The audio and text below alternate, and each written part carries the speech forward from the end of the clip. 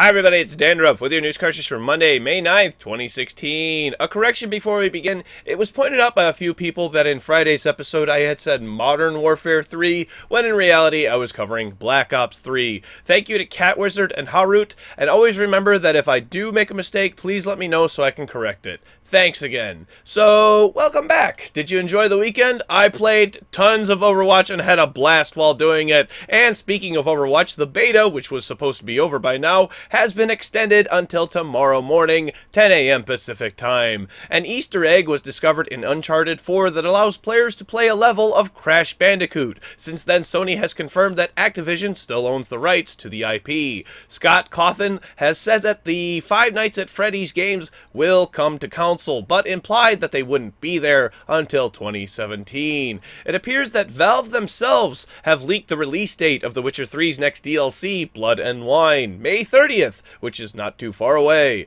Dark Souls has a little bug that can make you hide in plain sight by just simply letting you clip through the ground when you lay down. Pretty hilarious.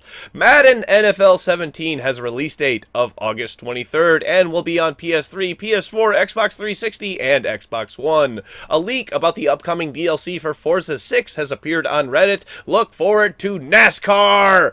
If you have Amazon Prime, you can get your copy of Doom at midnight this Thursday night on its release. And speaking of Doom, a demo was shown of a single GTX 1080 running Doom at over 200 frames per second.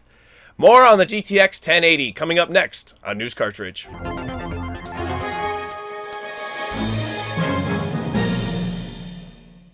On Friday, NVIDIA revealed the next generation of their graphics cards, the GTX 1080 and GTX 1070. Many people have been asking me what I think of Pascal, the architecture that these cards are built on, and I can't say for sure because the cards haven't released to the public yet, and I probably will never own one for myself. I am very impressed with what I have seen and learned so far. Both the 1080 and 1070 will have 8 GB of RAM. However, the 1070 will have GDDR5, the 1080 will have new GDDR5X, which NVIDIA is calling G5X. I really like the shortened name. The demo, which I watched live on Twitch TV on Friday, showed the 1080's GPU performing at an unheard of 2.1 gigahertz. There is no catch to this either. It's on an air cooler, and it wasn't a cherry-picked card. In fact, it was a reference cooler blower-style card, which NVIDIA is now calling the Founders Edition.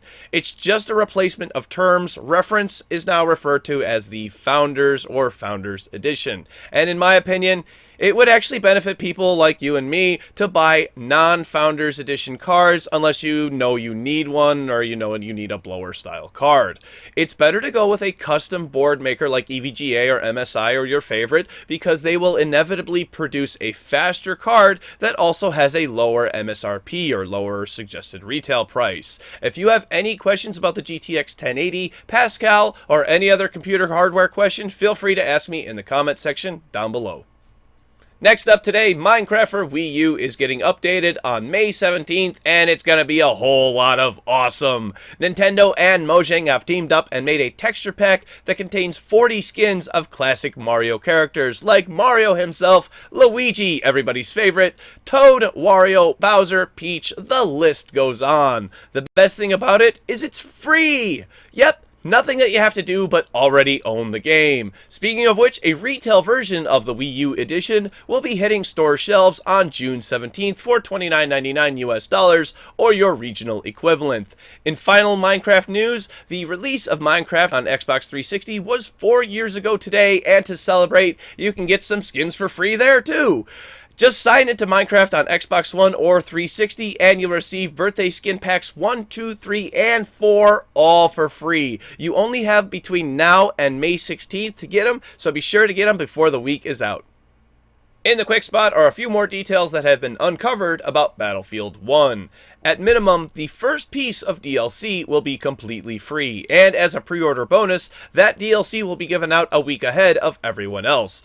Don't pre-order it. An open beta is set to take place. You can find a link to sign up in the description down below, and EA and DICE say that performance on launch day is their highest priority. Most games have problems on day one, ranging from broken items and other minor glitches servers to server instability and inability to log into the game. Stay tuned as we learn more about Battlefield 1, which releases on October 21st.